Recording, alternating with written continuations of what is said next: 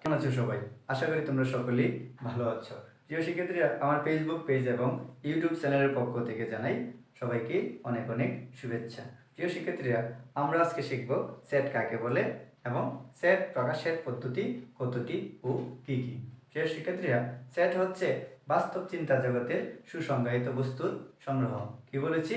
Set হচ্ছে বাস্তব চিন্তা জগতের সুসংজ্ঞায়িত বস্তুর সংগ্রহ এবং সেটকে দ্বিতীয় বন্ধনী দ্বারা প্রকাশ করা হয়। কি বলছি শিক্ষার্থীরা, লক্ষ্য করো, সেটকে কি দ্বারা প্রকাশ করা হয়? দ্বিতীয় বন্ধনী দ্বারা প্রকাশ করা হয়। সে শিক্ষার্থীরা, সেট সম্পর্কিত কয়েকটি উদাহরণ লক্ষ্য করো, আশা করি তোমাদের বুঝতে কোনো অসুবিধা হবে না। দেখো, আমরা প্রথম লিখলাম এ, এর মধ্যে দিলাম হচ্ছে এ বি সি। আমরা শিক্ষার্থীরা বলছিলাম কি সেটকে দ্বিতীয় বন্ধনী দ্বারা প্রকাশ করা, আমরা দিব কি দ্বিতীয় বন্ধনী। তাহলে এ হচ্ছে এ বি সি এর একটি সেট। 1 2 3 লিখলাম। বি হচ্ছে 1 2 3 এর একটি সেট। দ্বিতীয় বন্ধনী কেন দিলাম? আমরা সংজ্ঞার মধ্যে কিন্তু বলেছি এই সেটকে কি দ্বারা প্রকাশ করা হয়? দ্বিতীয় বন্ধনী দ্বারা প্রকাশ করা হয়। আমরা আরেকটি সেট লিখলাম, সি লাল নীল সবুজ। সি হচ্ছে কি একটা রঙের সেট। আমরা আরেকটি সেট লিখলাম, ডি এখানে লিখলাম কলম রাবার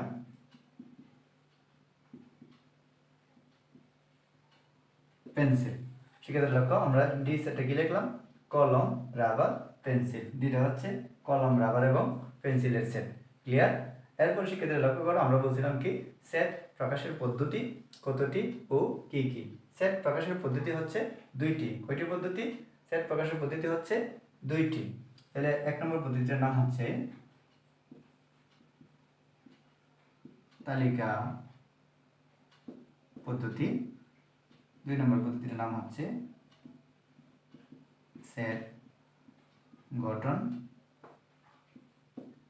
পদ্ধতি। তাহলে সেট গঠনের সেট প্রকাশের পদ্ধতি কয়টা? দুইটা। এক নম্বর হচ্ছে তালিকা পদ্ধতি, দুই নম্বর হচ্ছে সেট গঠন পদ্ধতি। প্রিয় শিক্ষার্থীরা, আমি আমার পরবর্তী ক্লাসে তালিকা পদ্ধতি নিয়ে আলোচনা করব এবং সেট গঠন পদ্ধতি নিয়ে আলোচনা করব। প্রিয় শিক্ষার্থীরা, পরবর্তী ক্লাস অথবা কন্টেন্ট পাওয়ার জন্য আমার ফেসবুক পেজটি ফলো দিয়ে রাখো, যেন ক্লাসটি আপলোড দেওয়ার সাথে সাথে তোমাদের কাছে পৌঁছে যায়। ধন্যবাদ সবাইকে।